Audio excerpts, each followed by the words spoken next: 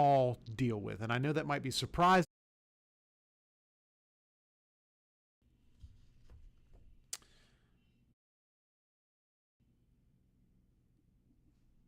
Hey guys, and welcome to Wellness Wednesday. This is Mike Ronsisvalle. Super glad you're with me for our Live Well Coaching Live event. This is an incredible privilege, as I tell you every Wednesday, just to be able to speak into your life and give you some practical application to some of the strategies that we talk about all over the Live Well Coaching platform. So thanks for being with me today.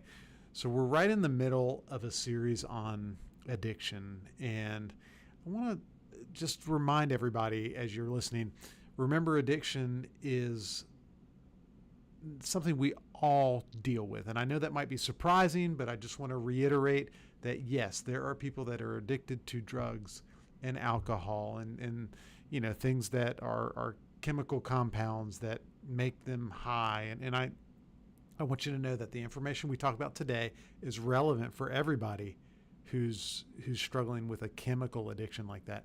But the content is very relevant for people that are just struggling with any kind of addiction or compulsive behavior. So think about all the people that you know that struggle with things like overeating and compulsive eating and restricting food and pornography and even sex addiction and gambling. And people can be addicted to people pleasing. They can be addicted to work. So as we talk this stuff through, I want this to feel relevant to everyone, and I want you to be able to use this content to help you begin to carve a path towards change. Because really, if you can take the content that we're talking about and you can implement these strategies and allow yourself to say, okay, there's hope that I can actually produce the change in my life that I've always wanted. Man, that makes what we're doing relevant. That makes this time worthwhile for you and for me. So thanks for being here, and thanks for allowing yourself to just lean into this content with me.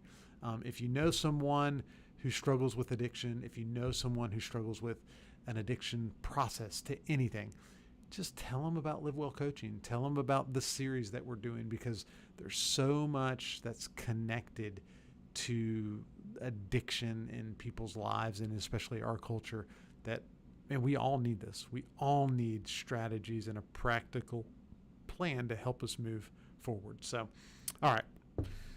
So what have we talked about so far in this series? We've talked about trauma. We've talked about the idea that trauma is really the core of addiction. That's why people get stuck in the cycle of addiction. We've talked a lot about the brain and the brain's response to addiction. So if you're interested in hearing more about this, then I really would encourage you to go back. If you're on the Live Well Coaching platform, you can access every Wellness Wednesday we've ever done.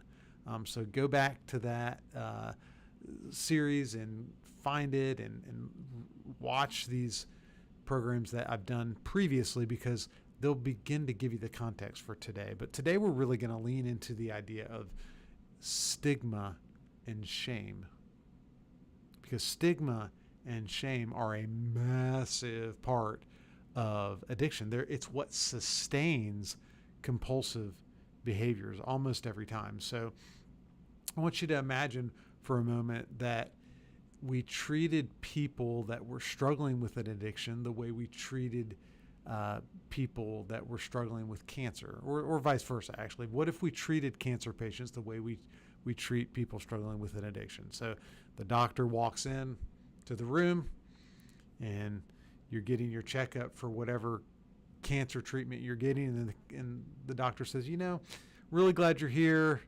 Glad that you're trying to address this, but I need to tell you, it's important for me to tell you, you caused this. I mean, remember, you knew better. You know better than to get stuck in this. You failed.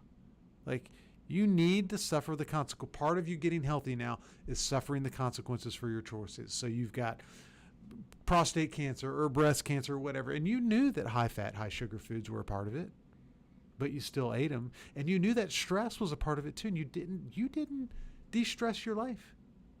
And you knew that there were other lifestyle choices you were making, like smoking, that really would contribute to cancer. But you know what you did? You just kept doing it And you kept doing all the things that you knew would lead you to this moment. So I'm going to help you and I want you to get better, but it's important that you link what's going on right now to your personal failure. I mean, how many of you are going back to that doctor? Man, I'm not. My cancer doctor says something like that. And it doesn't matter what kind of doctor. If I'm going to the doctor for, like cardiovascular stuff or a dermatologist, I don't care. If I get that kind of message from the guy that's supposed to help me or the lady that's supposed to be investing in my treatment, I'm out of there, right? So we know that would be outrageous for a physical problem. And yet that's exactly how we speak to people that are struggling with addiction. Stigma is one of the greatest barriers to recovery. And it's not abstract, right? It shows up in every aspect of trying to address addiction. So families who say, you made your bed, now you got to lie in it. And employers who literally just sort of terminate without support. Like, you came to work drunk, you're done, see you later. Security's been called.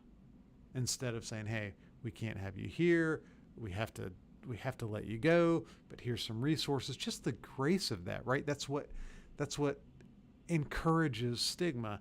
Churches are bad at this, right? Because they confuse addiction with moral failure. So how many times, for those of you that are people of faith, you're struggling with this compulsive thing, and when you go to talk to somebody, or you go and you finally kind of let yourself be real and vulnerable, what you get in return is, well, you've just got a personality flaw. Like that's not what Christians do.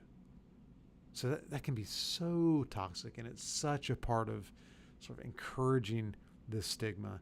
And then the last one I'll mention is treatment programs. And the truth is that treatment programs sometimes use stigma and shame as motivation.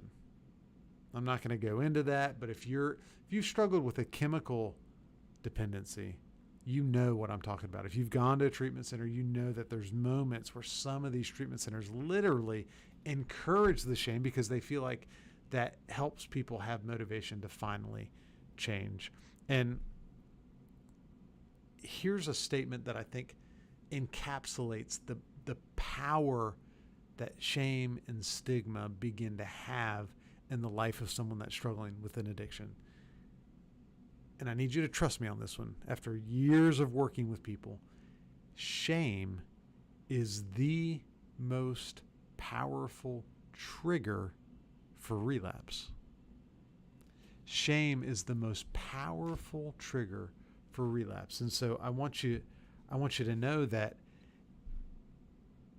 if you're encouraged to feel that shame, if you are actually experiencing that shame, you're literally at risk to begin to re-enter the addictive cycle. And here's how that shame cycle starts to work. The person who's struggling with the compulsive behavior, so whether it's overeating or alcohol, whatever, you start to feel better.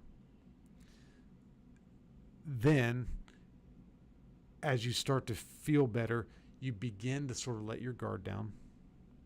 Then when you let your guard down, you use, right? So you go back to the high fat, high sugar foods, or like you find yourself drinking one beer or 1,000, right? And so you kind of use, then you feel guilty and ashamed afterwards. Then that shame creates more pain. And then you use again to escape the pain. Does that make sense? So it's obvious when we put it in that way that's how the shame cycle is involved so dramatically, so precisely, so intricately in the addictive process. And the overwhelming majority of people that we treat for addiction, especially for drugs and alcohol, but also sex addiction, gambling, pornography. Man, these people come into our offices and they literally feel like I'm so flawed and messed up. I'm so flawed and messed up, and I'm so broken. And that self-contempt is what generates the negative emotion. And as we talked about the last session and then the session before that, the negative emotion is what ultimately drives addiction. Like, we know that. That's why it's tied to trauma so tightly.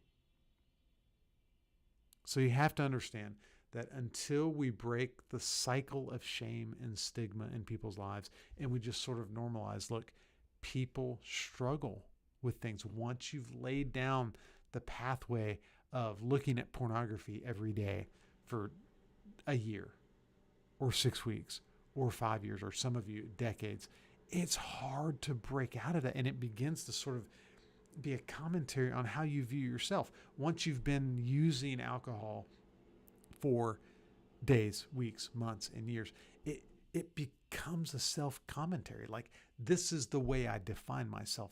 I'm flawed, messed up, and broken. And until we break that cycle of shame, and still we begin to see ourselves as, look, that's not who I am. I'm not the addiction.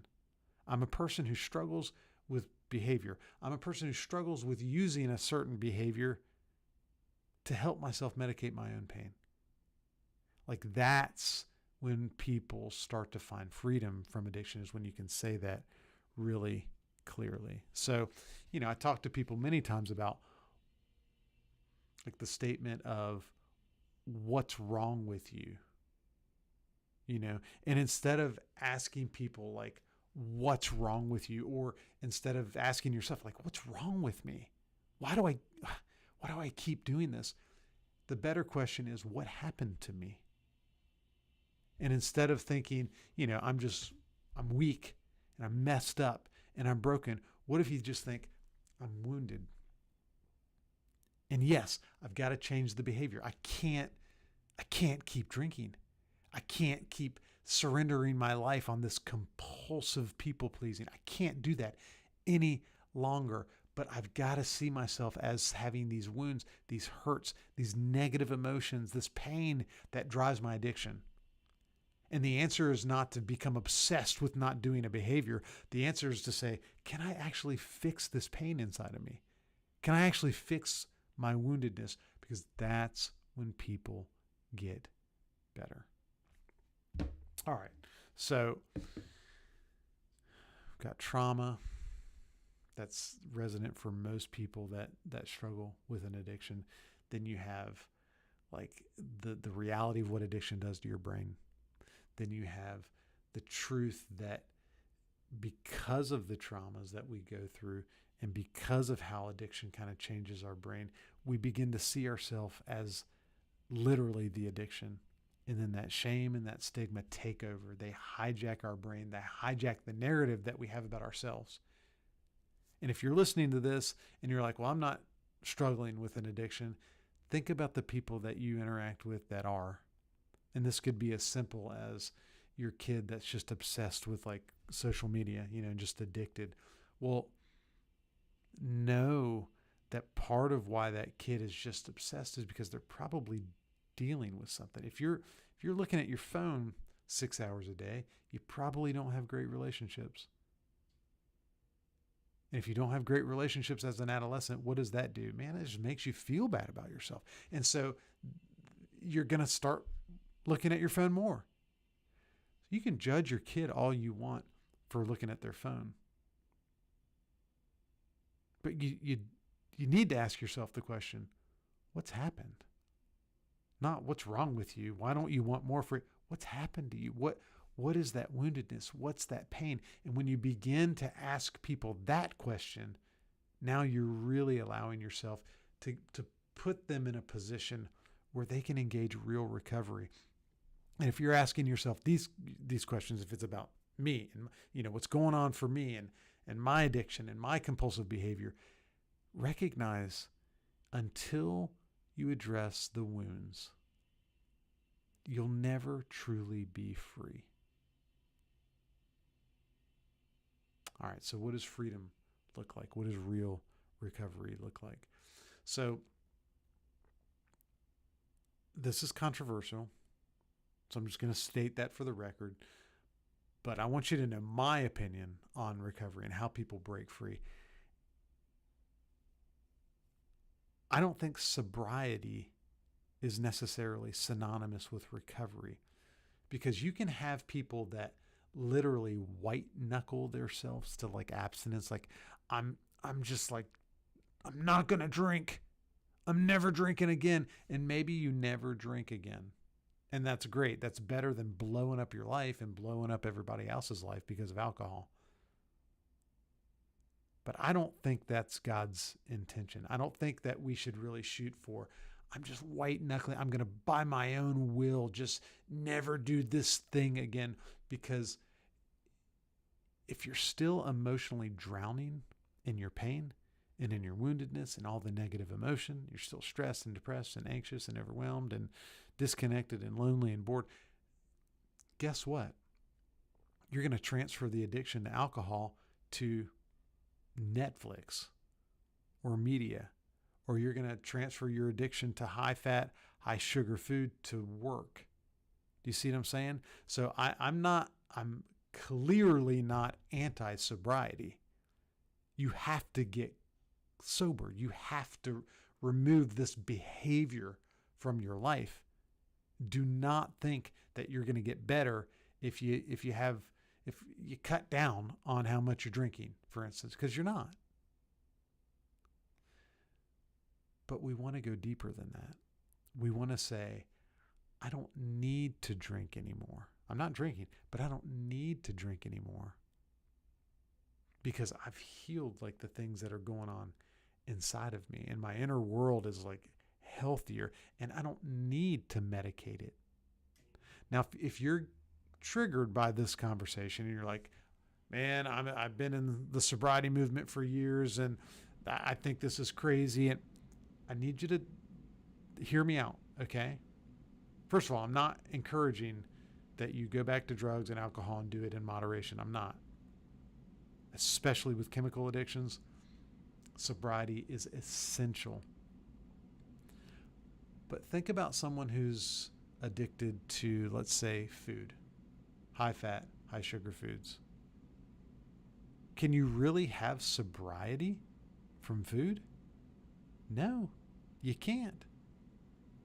You have to eat to live. That's why eating disorders are so hard to treat. Think about someone that's addicted to people pleasing. Can you have full 100% sobriety from people pleasing? No, because you're in relationships with people. And there's moments where you need to meet people's expectations. Like, that's part of being in a healthy relationship, is like, I can be moved by you, I can have empathy for you, and I can do what I need to do as a healthy adult to invest in you.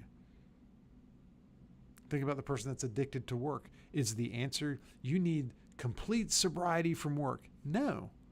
Clearly, most people are not just going to say, I quit. I'm done. I'm not going to work anymore. Well, what about, feeling meaningful and feeling like your life has purpose, or even like, I have to pay my mortgage? So I'm telling you this to say that sobriety is incredibly important, especially for some of the addictions. And you need to take that seriously. But you need to understand, real recovery is more than just sobriety. Real recovery is learning how to feel your emotion and not run from them. Real sobriety is learning how to connect with other people without fear.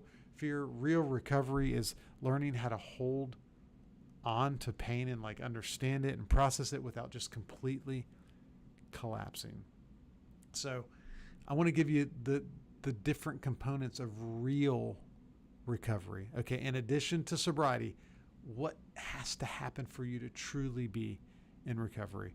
Number one, you need emotional safety. So addiction is often born in isolation, and it heals through connection. Addiction is often born in isolation, and it heals through connection. So I'm going to give you an example of a research study that they ran that illustrates this wonderfully, beautifully. Okay. So they took rats, they put them in a box, and in that box they had one like little spigot. It had water coming out of it, and then they had another little spigot, and it had water coming out of it mixed with cocaine, right? So rats had access to unlimited water and unlimited cocaine. The overwhelming majority of rats in that situation become obsessed with the cocaine water and eventually overdose and die. Isn't that wild? But then the researchers, they created what they called Rat Park. Rat Park was this cool like little box, right? It was a big box, and it had lots of little like wheels that the rats could run on, and balls that they could push around, and little tunnels they could crawl through. You guys have seen this, right? And in that Rat Park box, they put all the cool toys they could play with and a bunch of other cool rats. whatever that's like the cool friendly rats, right? And water and cocaine water. Now listen to this. Rats that were in Rat Park tried the cocaine water. They didn't know what was water and what was cocaine. They tried it at the same rate that the rats in isolation tried it. But almost no rats became addicted to the cocaine water, and almost no rats overdosed and died. Is that wild or what? Think about it. The authors of that study, their conclusion was the opposite of addiction is not sobriety. The opposite of addiction is what? Connection. It's people. It's meaningful work. It's connection to others and connection to things that feel purposeful. And if that plays out with rats, how much more does that play out with human beings? And I can tell you from treating addictions for decades, I had a residential program. We had 24 beds. We brought people from all over the country and treated them and got them clean, sober, and in recovery.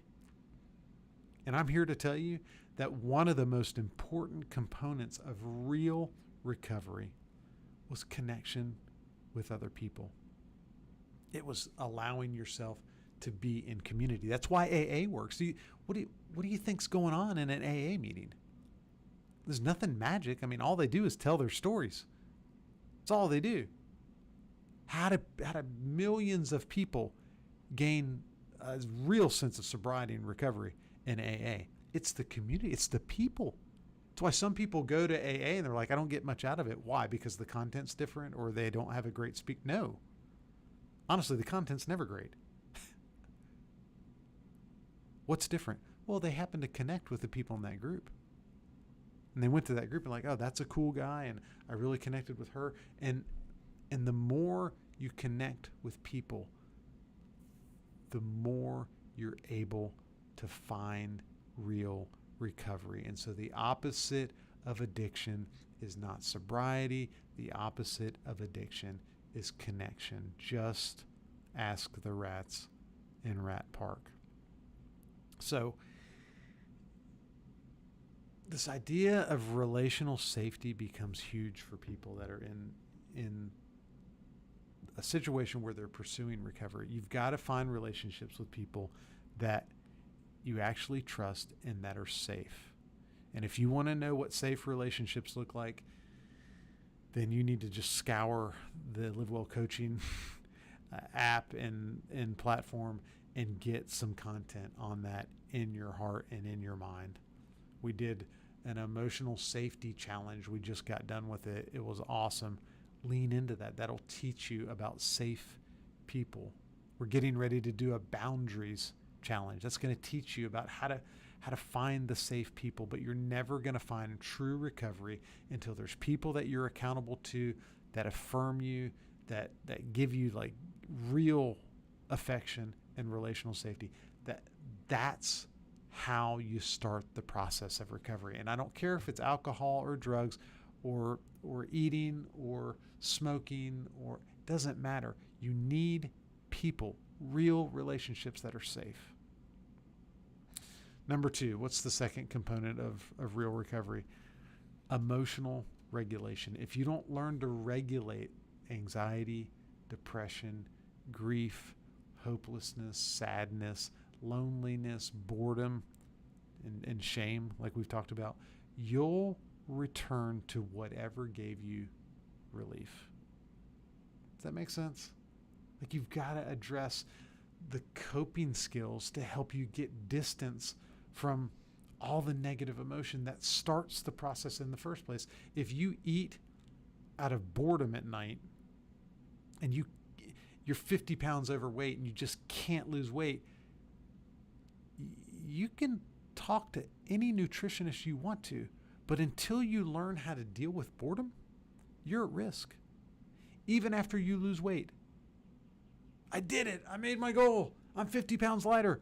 Awesome. Have you learned how to deal with boredom? Because if you don't, when you get to a certain point in your recovery, you will return to the thing that gave you relief. It's a neurological reality. And if you don't understand that, go back and watch the session we did a couple Wellness Wednesdays ago, because that talks specifically about how addiction kind of changes your brain. And so you need to find some treatment modality that will help you begin to develop coping skills. Now, we have coping skills all over the Live Well coaching platform. Lean into it. If you're struggling with any of this, if you're struggling with a work addiction or gambling, find help for what's driving the addiction. If your work addiction is based on anxiety and like fear of the future and fear of not having money, man, we've got tons of resources on what to do with anxiety. Go on the Live Well chatbot that's on our platform and just say, hey, Live Well chatbot, how do I cope with anxiety? What are some skills? And you'll be shocked at what happens when you start interacting with that chatbot. It's trained on our Live Well content, right? So know that it's not just like a chat GPT thing. It is literally a chat GPT that is a specialist in our Live Well coping skills. So ask it, what do I do? How do I begin to feel better? Give it specific situations. Talk, when you get anxious, say, I'm anxious right now. You're typing on your computer. I've got to give a presentation. What do I do? And it will give you coping skills, but you have to learn the coping skills to regulate your emotion. All right. Now, there's some of you that need more than Live Well coaching. You're far enough into this hole with negative emotion that you need actual therapy. And so you need EMDR therapy. Remember the first session here, we talked about trauma. And at this point, EMDR therapy is the gold standard for treating trauma. And so I would encourage you, if you want help with that, we can help you. You can call our offices. We can help you connect with an EMDR therapist in your community. If you don't, have access to therapists, we really can kind of get you involved with a Live Well coach that can help you at least begin to understand trauma and what to do about it. There's also other modalities like internal family systems and somatic therapies and cognitive behavioral therapies and DBT, dialectical behavior therapy, which is sort of a subset of cognitive behavioral therapy. There's mindfulness training. All of these things teach you how to regulate. I don't have time to go into all the therapeutic modalities, but I can say, lean into this. Don't be afraid to really take your mental health seriously. If you want to be free of addiction and live in recovery, like real recovery, you're going to have to figure out how to regulate yourself and how to regulate your negative emotion. And then number 3, you have to allow yourself to, what I call, reconstruct your identity. That's really the bottom line. And so a lot of people in recovery have no idea who they are without their addiction. It's not just about what they do. It's about who they believe themselves to be. Does that make sense? So think about, I deal with this all the time. people that drink a lot of alcohol, they don't know who they are when they get in a social situation if there's no alcohol involved. Like they feel naked. They feel broken. They feel messed up. A lot of times they feel terribly socially anxious, by the way. And so if you're ever going to find real freedom from any kind of substance or from any addiction, you have to begin to view yourself differently. You have to begin to see yourself differently. Like I'm the guy who goes into the room where everybody's drinking at the cocktail party or the business meeting, and I grab a club soda, and I'm the one who's in control. I'm the one who's not sort of like yelling and screaming and acting crazy. I'm the guy who brings stability. I'm the guy who can bring depth. I'm the guy who's going to have the ability to close more deals at this business meeting because I'm sober. You have to define yourself differently. And when you've been living in an addiction for years and years and years and years, it literally feels like it's part of you. Does that make sense? Sex addiction is huge here, right? Like, who are you? Are you the person that jumps at any situation that's sexual? Are you the person that always has a hook in the water looking for the vulnerable person that you can exploit sexually? Are you the person that's always going to look at the image that comes up on your phone that someone texts you? Are you the person that's always going to click, onto the next website when this pop-up ad comes? Is that you? Or are you able to begin to see yourself differently? Like, wait, I've made some different choices about who I want to be, and I'm not going to be the guy that puts hooks in the water and is always looking for a fix and for the dopamine of the next sexual experience. I'm just not doing it anymore. Like I'm different.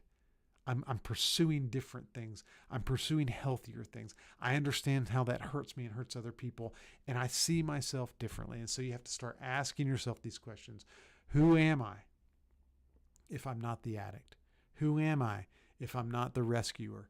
Who am I if I'm not the screw up or the failure? Who am I if I'm not the crazy person who's willing to do anything? Who am I if I'm not the guy that runs from my emotion, minute by minute, moment by moment? Reconstruct the narrative of who you are.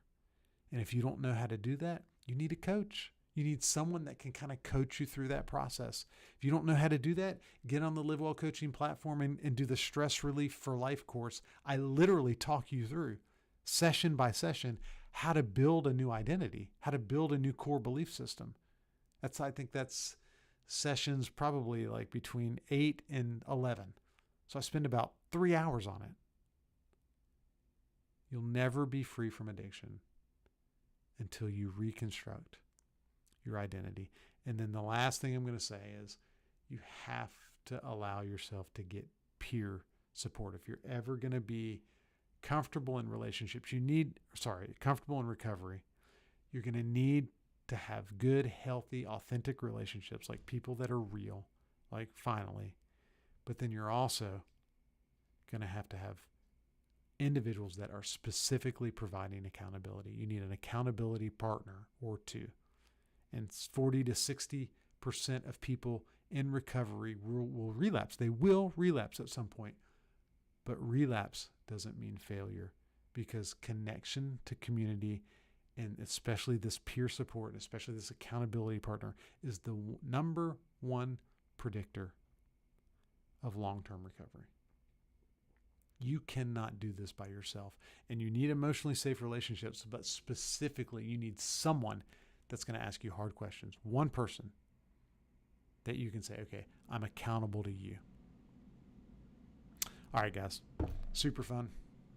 Appreciate you giving me an opportunity to speak life into you and give you these coping skills and these tools. Please don't hesitate to reach out. If you have questions, please don't hesitate to get into the Live Well coaching platform and explore so that you can get the coping skills. You can get the connection with the other people in the community. And this platform exists to help you get healthy and stay healthy and live well. All right, guys. Hope you have a great day.